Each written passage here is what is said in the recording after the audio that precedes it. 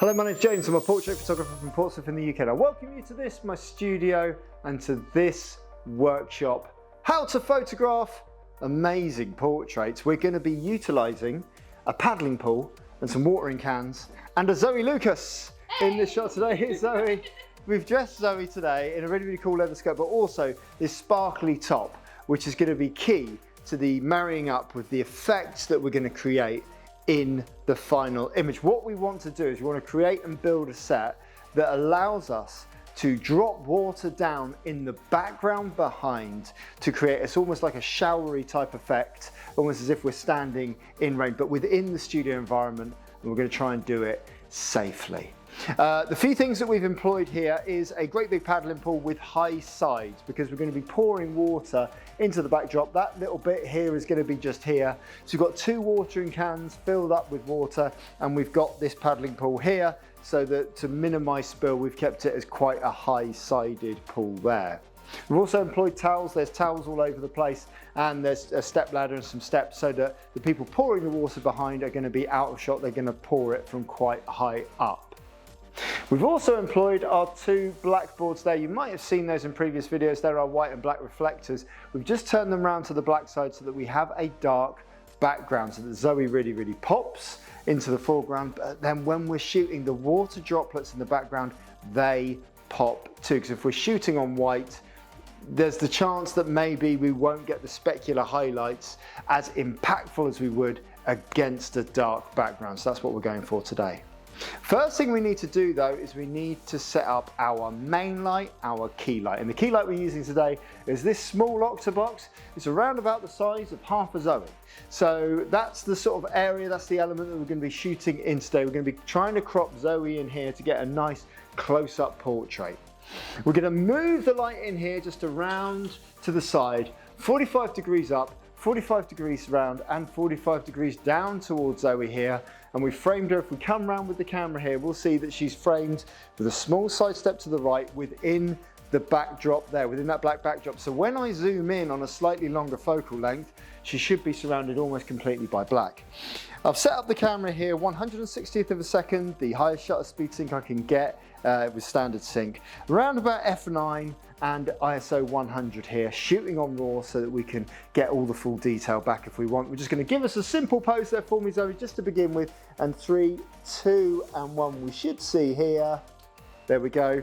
Good exposure throughout, simple Rembrandt style lighting, well exposed, and a pure low-key black background with none of the light spilling onto the background. And even if it was spilling onto the background, as my videographer nearly trips up on our ring light, even if it was spilling, it wouldn't affect because the black would soak it up. Now what we need to do is we need to employ an assistant. We're going to get Stephen in here, and what Stephen's going to do is he's going to grab one of the watering cans there, and he's going to climb up on the block there. There we go. We're just going to see where his reach is going to go. Where can his reach go? Yeah, around about there. That's cool. And just have a little practice spill there. Cool. So stop. So for this shot here, we've got Stephen up there. He's going to pour water in the background. We're going to pose Zoe in the foreground, and we're going to see with this one light setup how that affects the picture. So Zoe looking straight towards me. Stephen with the watering can in the background, and 3, 2, 1, go. Stop. Very good indeed. And we can see there that there's almost no effect on the picture at all. Why is that? Well, very simple reason. The only source of light in this picture is coming from the main modifier here. It's coming across Zoe here, and because of the direction of the light, a lot of the light in this area is blocked. But even if it wasn't blocked, this inverse square law dictates that there isn't really enough light on there to illuminate the water coming down. So what we're going to do in this instance is we're going to backlight that water by setting up a flashlight behind. We're going to grab the flashlight here. It's an Elinchron 1 on a very simple tripod with an open reflector cap there to give us a hard light source coming into the picture. That hard light source is going to backlight these water droplets and is going to make them illuminate. We're going to bring Zoe out of the picture just for the first one here, and we're going to get Stephen just to drop those water droplets over roughly where that light is there, and we'll take a quick test shot. Go. Stop. Now we can see water droplets in the shot there with that blinding light behind. But oh no, that blinding light is causing a massive specular highlight in the background. Not really a problem, because when Zoe comes back into the shot here, she is now blocking that light coming through.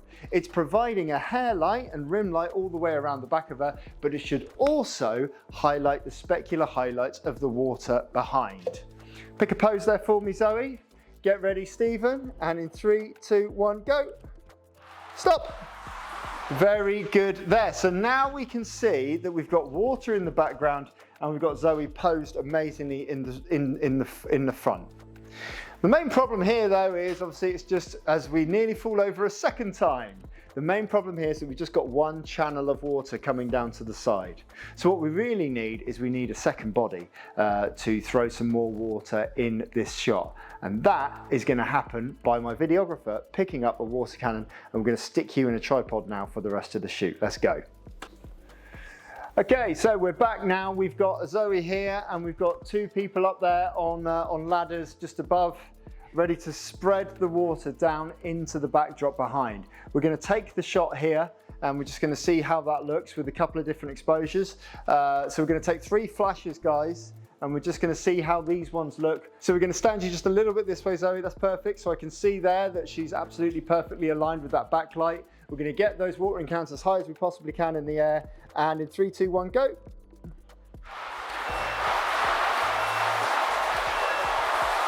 Stop. Well done, very good.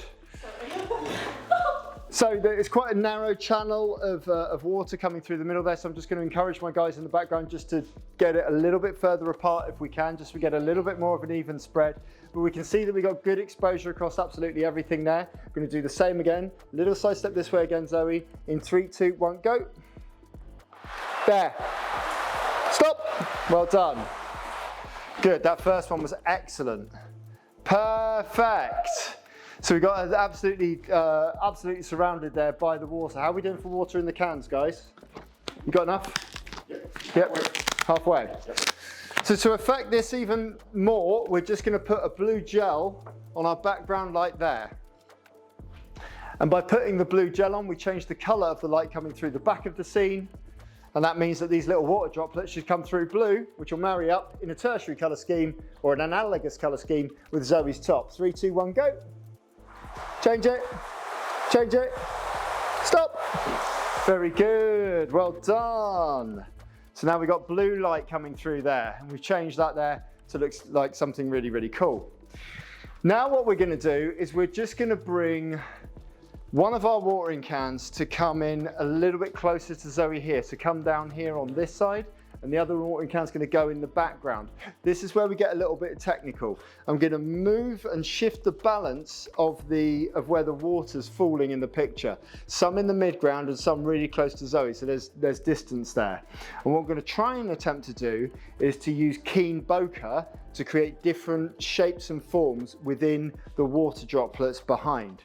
And the way I'm going to do that is I'm going to change my lens from the 24-105 to this one, the 70-200, which goes all the way up to f2.8, its widest aperture, which is nice and wide. However, I'm not going to affect any of the settings in the camera apart from the aperture, and I'm not going to change the powers of the light. How am I going to do that? Well, we're going to employ this. We're going to employ a neutral density filter. At the moment, we're shooting on f11. F11 to f2.8 goes down from f11 to f8 to f5.6 to f4 to f2.8. So it's 4 stops of difference. If I dial 4 stops into my neutral density filter, which is a variable neutral density filter I just affect, you'll see on here, there are little dots on it there, which basically relate to stops. So if I dial in 4 stops on my neutral density filter, it will let 4 stops less light pass through the lens, which means I'll be able to shoot at f2.8 and create this amazing bokeh effect in camera. Let's take a look. So I'm just going to dial in my 4 stops, and we're just going to take a test shot here just to see and make sure that we're exposing at the same at f2.8. We are. Now we've got the same exposure as we had before. We dialed in 4 stops on the neutral density filter, Everything is shooting effectively. Now we've got different planes. So Stephen's really close to Zoe with his water droplets there. Fliss should be a little bit further away. I want a little bit of distance here. So I'm going to move the light half a meter this way, which means Zoe can move half a meter towards me, increasing the focal plane from the front to the back. That means the water droplets in the back should go super specular. Just pick a pose there for me, Zoe. And 3, 2, 1, water, go. Go. And relax. Stop. And look at that effect we have now. That's really out of focus now, which is giving us almost an ethereal effect. So for this final one, we've just shifted the planes a little bit, and we're going to try and shift the focal length of the lens from 70 all the way up to 200 to see how that affects the use of this bokeh and the use of this lighting and the use of these water droplets in the backdrop. We trust Zoe to make amazing choices with regards to her poses. Hold that there, and we're going to start off at our 70, go. And now we're going to go close. Just like that, hold that there. 3, 2, 1, just there. Relax, well done. Stop that there. And there we go. Look at the effect now of that water in the background. Something a little bit different, really blurring those lines and really creating something that's just a little bit different. That's really cool. I like that one a lot. Now we're just going to affect the light in the foreground. This is just a little sizzle on the steak. I'm just going to bring this light around here. Just change the direction of it. Change the direction of Zoe, that's it, yeah. So you're turning slightly side on there for me, so we have to face this way, and then open up the pose this way. That's perfect. She's still blocking that light in the background, which is great. We've still got enough water in the background, which is great. And in fact, we're going to really change it by bringing Zoe 2 steps this way, a good meter off this way. We're moving the light with her. We'll take a quick test shot here. Looking towards me there for me, Zoe, on this one. That's perfect. We've taken the test shot. We know we're working. Let's go for it, guys. 3, 2, 1, go. Go. Closer, Fliss. Closer, Stephen. There, good shot. Well done. Perfect. Lovely effect in the background there with that water cascading down, giving us something a little bit different. Okay, without knocking that camera off, hang on then, let's get this up here. I hope all this works. Let's get a live reaction shot here of Zoe looking at these photos. Come here. Oh. Wow. Incredible. Thank you. That's really good. No, I like that one. That one's really nice. There you go. That's lovely. Oh yeah. Oh, that's cool. Cool. So that's how we would affect different bokehs, different depths of field, different apertures and different things in studio to create different effects. That's better. I'm looking at the camera now rather than the window on the side. So that's how we can use water safely in studio and how we can affect focal length and aperture with flash photography to create different effects simply with a 2-light setup. Zoe, how would you describe this experience in 4 words? 4? I don't know if I know 4 words. Let's go for 4 words. If you like this video, then you can like and subscribe, leave a nice comment below. You can go to nofastmask.com for more learning and say nice things and share the video with other photographers. I hope you found it useful. Wouldn't you say so, Zoe? Si, señor. Si, señor. Hola!